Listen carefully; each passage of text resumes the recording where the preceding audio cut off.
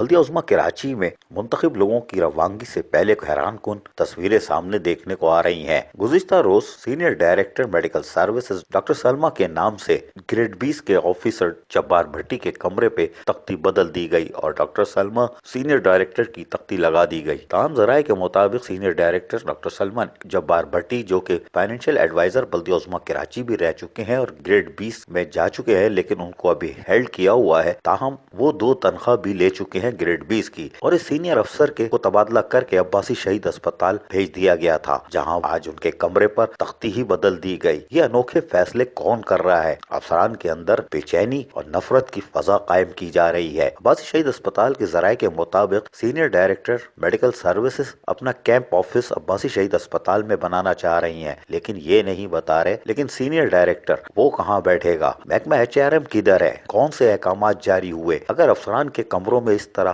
تالا بندی ہوگی اور تختیاں بدل دی جائیں گی تو یقیناً افسران میں بھائی چارگی اخوت کی فضا ختم ہوگی۔ منتخب نمائندوں کے ہوتے ہوئے اور وہ بھی جاتے جاتے اس طرح کے انوکھے کام ہونا بلدیہ عظمیٰ کراچی میں تاریخ میں پہلے ایسا نہیں ہوا تھا۔ یقیناً منتخب نمائندوں کو جاتے جاتے کوئی حیران کن تحفے بھی ساتھ ملیں گے، وہ بھی ان کے اپنے افسران کی طرف سے، جو من پسند تقرر تبادلے، دفاتروں پہ تالا بندی کے بھی باعث بن رہے ہیں۔ عزیز عارف، KBS بلدیاتی نیوز، کراچی۔